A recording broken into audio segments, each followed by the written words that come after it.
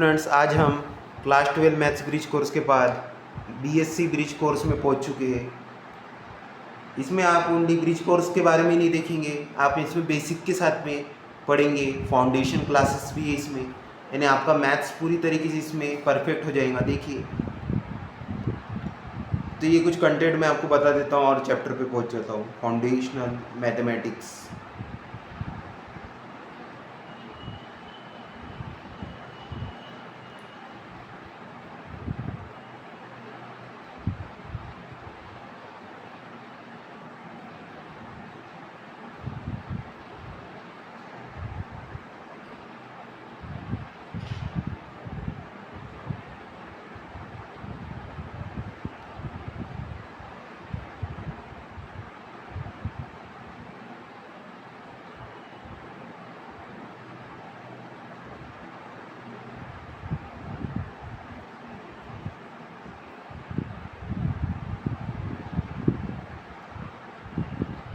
तो हम पहुंच चुके हैं, हमारे फर्स्ट चैप्टर है कैलकुलस, लिमिट्स एंड कंटिन्यूटी।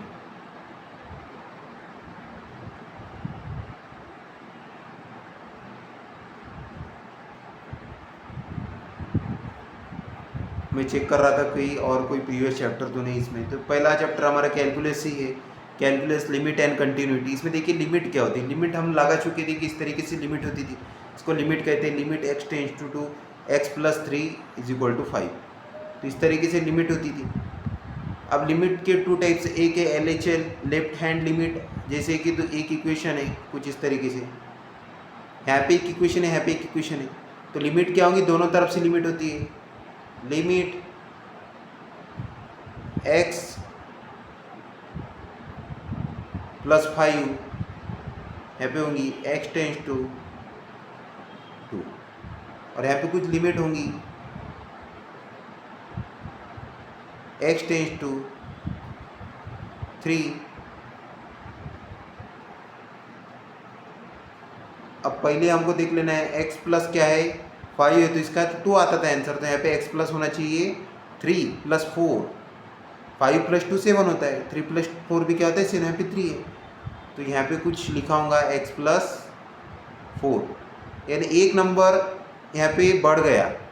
तो यहाँ पे एक नंबर लेस हो जाएगा, 4 की जगह पे, मतलब 5 की जगह पे क्या आएगा, 4 आएगा। तो x + 4। तो आप यहाँ पे देख सकते हैं लेफ्ट हैंड में भी क्या है, लिमिट है, राइट हैंड में भी क्या है, लिमिट है। तो इस तरीके के दो टाइप की लिमिट के, left hand limit, right hand limit. Continuity, continuity का मतलब होता है फंक्शंस का यूज होना। जैसे कि लिमिट है, लिमिट में कोई फंक्शन आ गया, देखिए लिमिट है x टेंड्स टू, और यहाँ पे इक्वेशन है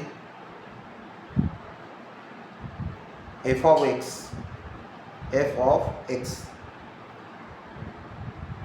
is equal to f of 2। तो इसको कहते हैं कंटिन्यूटी। यानी x की वैल्यू जितनी बार चेंज होगी उतने बाद में जो वैल्यूज होंगी वो क्या होंगी, चेंज होती जाएंगी। तो x की वैल्यू क्या इनपुट है, और जो मिलने वाली वैल्यू इसको आउटपुट कहते हैं, और इसी को कंटिन्यूटी कहा जाता है। अगला है डिफरेंशिएशन। डिफरेंशिएशन में जो फॉर्मूलाज होते हैं डिफरेंशिएशन के, वो यूज होते हैं। ये फॉर्मूला आप लर्न कर चुके क्लास 12 में। तो आपको डिफरेंशिएशन में ओनली फॉर्मूला पुट करना है और इक्वेशन बनानी है, एज इट इज रख देना है, फिर इसको इसी तरीके से आंसर आ जाता है। अगला है मीन वैल्यू थ्योरम। पूरे थ्योरम्स का मैं एक सेपरेट वीडियो बनाऊंगा। क्लास 9 से बेसिकली थ्योरम्स की स्टार्टिंग होती है। तो क्लास 9 से तो जो भी थ्योरम्स मोस्ट IMP वाले हैं जो काम में आते हैं, पूरे थ्योरम का एक मैं लेक्चर बनाऊंगा। वो लेक्चर आपको देखना है। लैग्रेंजेस थ्योरम, ओनली इसके आपको प्रॉपर्टीज है कुछ, और इक्वेशंस, इतना ही आपको लर्न कर लेना है। देखिए Taylor series, f of x = f of a + f' of a। इस तरीके से ये भी आपको लर्न कर लेना है। टेलर सीरीज वगैरह आपको प्रॉब्लम सॉल्व करने में काम में आती है।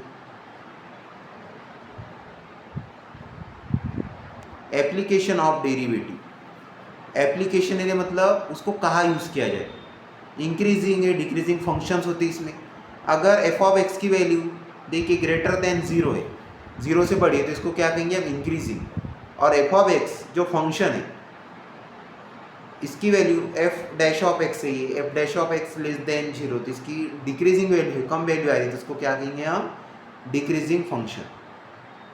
मैक्सिमा मिनिमा पढ़ चुके हैं आप, मैं प्रीवियस लेक्चर मैक्सिमा मिनिमा भी पढ़ा चुका हूँ। कर्व स्केचिंग, कर्व पैराबोला वगैरह होता है ग्राफ में, कुछ इस तरीके का ग्राफ होता है देखिए, और इस ग्राफ में इस तरीके से इक्वेशन एक बन जाती है, इसको कहते थे हम क्या, पैराबोला। तो ये कर्व स्केचिंग कहा जाता है इसको। टेंजेंट नॉर्म भी पढ़ चुके हैं हम। पोलर कोऑर्डिनेट क्या होते हैं देखिए, मैं डिफरेंस बता देता हूँ पोलर और कार्टेशियन कोऑर्डिनेट भी क्या होता है। देखिए यहाँ पे मैं सी लिख दे रहा हूँ, कार्टेशियन कोऑर्डिनेट, पोलर कोऑर्डिनेट। तो कार्टेशियन कोऑर्डिनेट में होते हैं X axis, Y axis, X comma Y. तो एक्स की वैल्यू 2 है, वाई की वैल्यू भी 2 है, तो क्या आएंगे कार्टेशियन कोऑर्डिनेट क्या होंगे, 2,2। अब पोलर कोऑर्डिनेट में दो चीज़ें होती है, एक होता है आर कॉमा थीटा यानी रेडियस। अब जैसे कि कोई ग्राफ है, इस ग्राफ में ये हो गया हमारी रेडियस, थोड़ा मैं इसको कलर चेंज करके बताता हूँ आपको। देखिए ग्रीन मैंने बनाया, ये सर्कल है, सर्कल में क्या होगी, रेडियस होगी, ये होगी इसकी क्या, रेडियस। तो आर की वैल्यू रेडियस 2 है फॉर एग्जाम्पल। और यहाँ पे एंगल कौन सा बन रहा है इसमें, एंगल ये होता है, ये बन गया एंगल 30 डिग्री।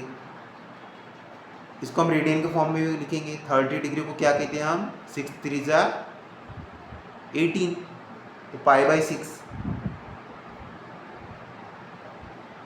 क्या बन गया, 2, π/6। रेडियस 2 थी और थीटा क्या था, π/6, या 60 डिग्री भी लिख सकते हैं आप, या 30 डिग्री भी लिख सकते हैं, जो 30 डिग्री था वो। तो आप उसको एंगल के फॉर्म में भी लिख सकते हैं और रेडियल के फॉर्म में भी लिख सकते हैं, यानी डिग्री के फॉर्म में भी लिख सकते हैं और रेडियल के फॉर्म में भी लिख सकते हैं। तो ये था कार्टेशियन और पोलर कोऑर्डिनेट। आई होप आपको समझ में आ गया होगा। देखिए अलजेब्रा सेकंड चैप्टर है, अब्स्ट्रैक्ट ग्रुप यानी एक ग्रुप बनाना, कुछ चीज़ों को कंबाइन करना, एक ग्रुप बना लेना। जैसे कि एक क्लास में 50 स्टूडेंट थे, 5 स्टूडेंट को हमने कंबाइन कर दिया, मतलब सेपरेट कर दिया और एक एक ग्रुप बना दिया, इसको कहते हैं ग्रुप।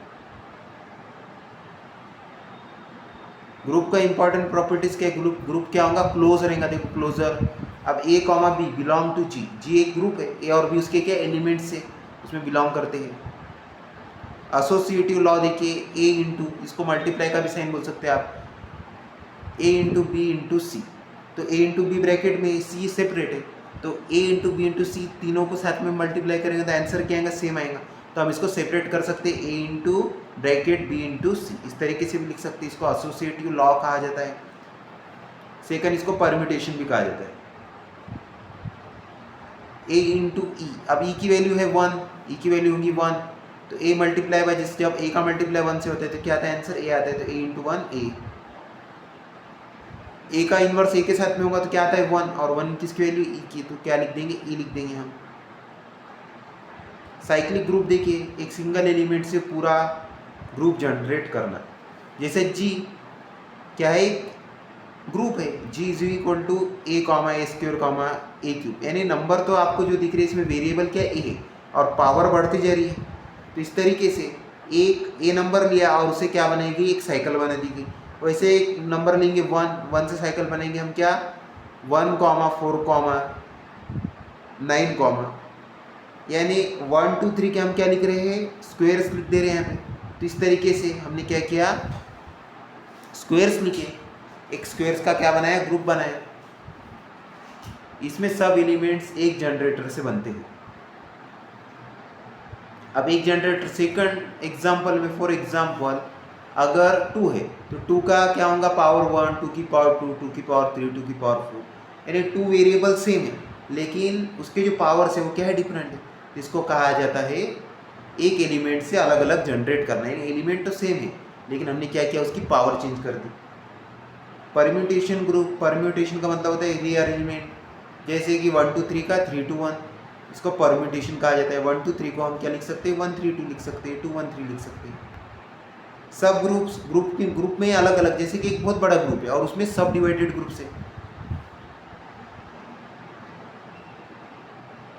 जैसे कि 50 स्टूडेंट का एक ग्रुप है और 50 में 5 स्टूडेंट अलग अलग कंबाइन है, 5 अलग 5 का नाम है ए, दूसरे 5 का नाम है बी, तीसरे 5 का नाम है सी, और जो मेन टोटल जो सबसे बड़ा ग्रुप है उसका नाम क्या है, जेड। तो जेड में पूरे 10 एलिमेंट्स है, A B C D E F G H. तो इस तरीके से, तो इसको कहते हैं ए बी सी डी को सब ग्रुप्स, यानी ग्रुप में ग्रुप है तो उसको कहते हैं सब। ए सबसेट ऑफ जी, तो एच किस में बिलोंग करता है, एच बिलोंग करता है जी में, तो इसको ए का सबसेट कहा जाता है। एच इज सबसेट ऑफ जी, यानी जी का सबसेट, यानी जी में एक वैल्यू है एच, तो ए इज सबसेट ऑफ जी, यानी ए किसको बिलोंग करता है, जी को बिलोंग करता है। क्लोजर आइडेंटिटी इनवर्स, क्लोजर यानी क्लोज है ब्रैकेट में, आइडेंटिटी यानी इक्वेशन है, इनवर्स यानी क्या है उसके ऊपर में पावर में क्या है -1 है, उसको इनवर्स कहा जाता है। ये भी वापस परम्यूटेशन है, H is equal to H A. Question groups देखिए, ग्रुप्स को पार्ट्स कॉसेट में डिवाइड करना जी बाय एच। अब जी की एक वैल्यू होंगी, एच की एक वैल्यू होंगी, हम दोनों को क्या करेंगे फाइंड करेंगे, तो हमको क्या मिलता है क्वेश्चन। जिस तरीके से डिवीजन करते हैं हम, अब डिवीजन आपको करते आता है नंबर्स को, तो आपको क्या मिलता है क्वेश्चन मिलता है। Basic properties application, identity unique होता है, इनवर्स यूनिक होता है, और कैंसलेशन लॉ इसमें क्या होता है अप्लाई होता है। इस तरीके से इसकी प्रॉपर्टीज है, बेसिक प्रॉपर्टीज है इसमें। सिमेट्री यानी सेम शेप से एक ट्रायंगल है कोई, अब इसको सेम डिवाइड करना, यानी यहाँ पे भी सेम, दोनों शेप क्या हो गए एक इक्वल हाफ्स में डिवाइड है, सेम टुकड़ों में है, इसको कहते हैं सिमेट्री। क्रिप्टोग्राफी ये भी एक, यानी मतलब जैसे कि सिमेट्री दोनों एक एक भाग में हमने डिवाइड किया, तो सेम कैसे सिक्योरिटी सिस्टम, यानी दोनों क्या सेम है, तो इसी को क्या कहते हैं कंप्यूटर साइंस में क्रिप्टोग्राफी कहते हैं। सेम डाटा बनाना, बाद में सेम डाटा से दो डाटा से रीअरेंजमेंट कर सकते हैं, उसको अलग डिफरेंट शेप में बना सकते हैं, यानी एक को चेंज किया तो एक तो फाइनल पोजीशन वाला रहेगा और दूसरा सेपरेट रहेगा। डिफरेंशियल इक्वेशन क्या होती है, डिफरेंशियल इक्वेशन देखिए, डिफरेंस डेरिवेटिव्स ले जाते हैं, dy अपॉन dx का यूज़ किया जाता है और इक्वेशन को चेंज किया जाता है, इसको डिफरेंशियल इक्वेशन कहा जाता है। जैसे देखिए dy upon dx x plus Y, तो एक इक्वेशन यहाँ पे बना दी गई, ऐसा x प्लस 1 है और इसको डिफरेंशिएट आपको करना है, इसमें लिख दिया जाएगा डी बाई डी एक्स, इसका आंसर क्या आएगा 1 आएगा, क्योंकि D x upon D x क्या हो जाता है 1, और बाकी जो भी नंबर है वो 0 हो जाते हैं, तो 1 प्लस 0 1। इस तरीके से एक इक्वेशन को हमने क्या किया शॉर्ट आउट किया। ऑर्डर और डिग्री,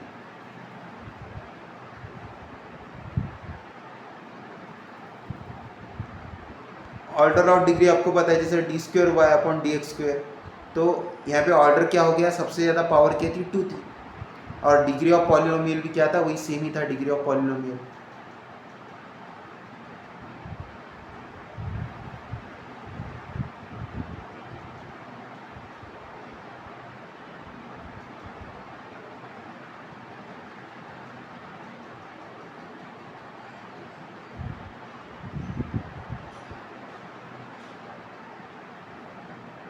थोड़ा सा आगे चले गए थे हम, देखिए वापस में ऑर्डर डिग्री एक ही होता है, हाईएस्ट ऑर्डर का order, degree highest power of highest order, यानी सबसे ज़्यादा पावर को ही हम क्या कहते हैं डिग्री ऑफ इक्वेशन या डिग्री ऑफ पॉलिनोमियल भी कहा जाता है।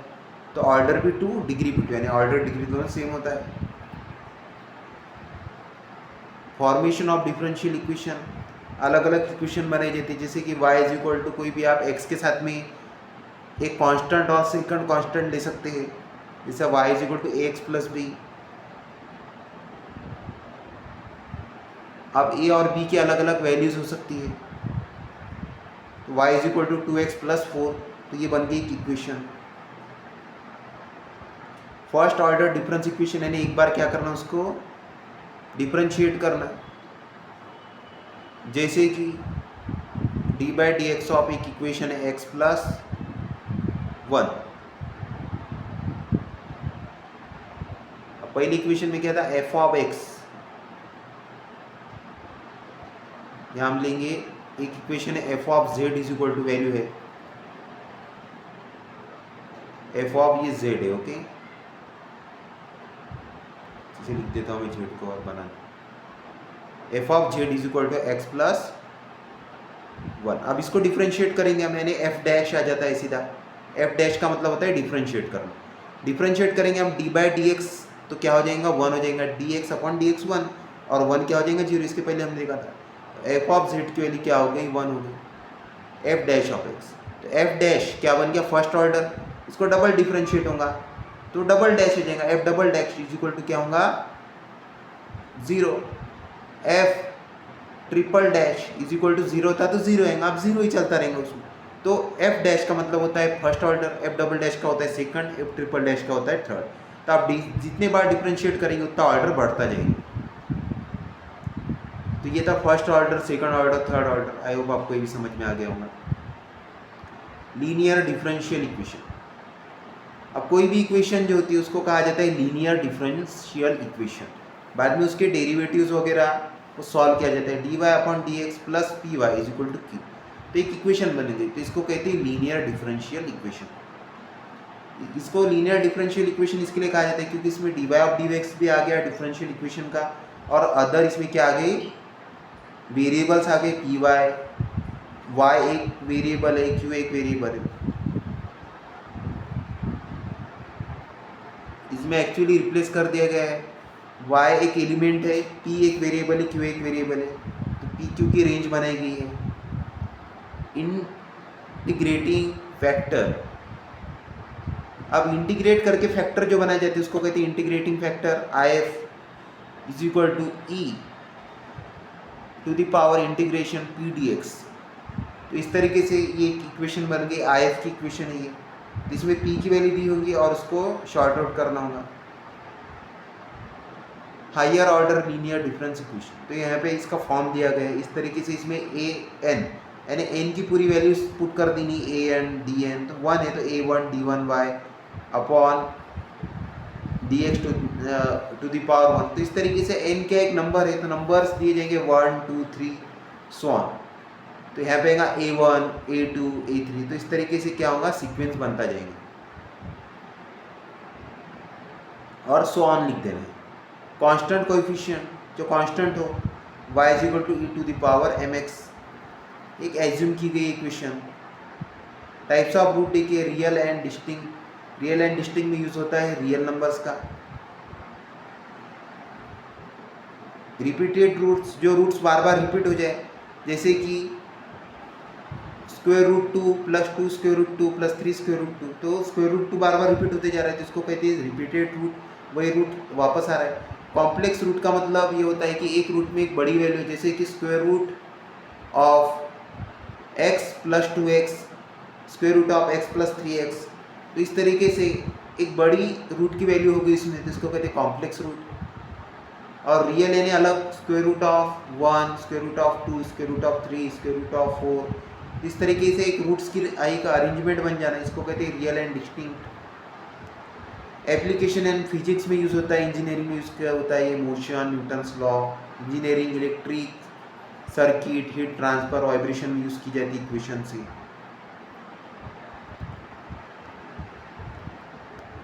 अगला देखिए separable variable separate exact condition satisfied linear D Y upon D X plus P Y, ये लीनियर इक्वेशन वापस में रिवाइज हो चुकी है यहाँ पे। एनालिटिकल ज्योमेट्री में 2D and 3D shapes, coordinates, coordinates का मतलब ये होता है कि एक्स और वाई एक्सिस जहाँ पे मीट होते हैं, जैसे एक ग्राफ है कोई, अब यहाँ पे एक स्लोप की लाइन है, ये स्लोप है।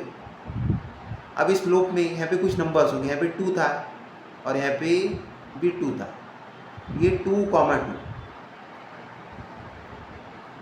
तो ये 2,2 को कोऑर्डिनेट बोलते हैं, इसको ए बोल दूंगा मैं, तो ए कोऑर्डिनेट, बी कोऑर्डिनेट, सी कोऑर्डिनेट, इस तरीके के कोऑर्डिनेट होते हैं। और जो हॉरिजॉन्टल लाइन होती है इसको एक्स एक्सिस कहते हैं, वर्टिकल लाइन को वाई एक्सिस। तो एक्सिस दो होते हैं, एक्स वाई एक्सिस। कोऑर्डिनेट्स क्या होती है, दो एक्सिस में जो लाइन आपस में मीट होती है उसको क्या कहते हैं कोऑर्डिनेट। अब यहाँ पे जो लाइन एक मिक्स हो जाती है जो ओरिजिन कहा जाता है, तो ये ओरिजिन है, तो ओरिजिन में क्या होता है 0,0, इसको ओरिजिन कहते हैं, ये भी कोऑर्डिनेट है, तो ये कोऑर्डिनेट सिस्टम है। डिस्टेंस फार्मूला ये भी प्रीवियस लेक्चर में हम देख चुके हैं, स्लोप की इक्वेशन देख चुके हैं हम। प्लेन्स 2D 3D, यानी जो रेक्टेंगल आपको दिखता है वो क्या है 2D प्लेन है, और जो आपको क्यूबॉइड दिखता है जैसा डब्बा है, कोई डब्बा है नहीं, क्यूबॉइड के जैसा डब्बा है वो, उसको क्यूबॉइड कहते हैं। कंपास बॉक्स एग्जाम्पल्स आता है उसमें।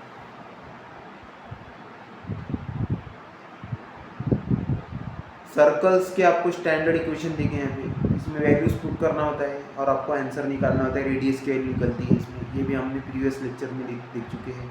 कोनिक सेक्शन, कोन को कट करने से जो शेप बनता है, तो कोन को कट करने से बनता है शेप पैराबोला होता है, पैराबोला, हाइपरबोला, इलिप्स, इस तरीके से शेप्स बनाए जाते हैं।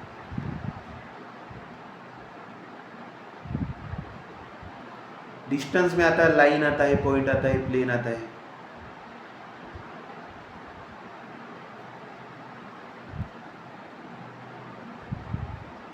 वेक्टर इंट्रोडक्शन, वेक्टर क्या होता है देखिए, वेक्टर हम देख चुके हैं जिसमें क्या होता है, वेक्टर क्वांटिटी मैग्नीट्यूड और डायरेक्शन दोनों होती थी, जिसमें वेलोसिटी, फोर्स, डिस्प्लेसमेंट, इन चीज़ों में यूज़ होता है वेक्टर।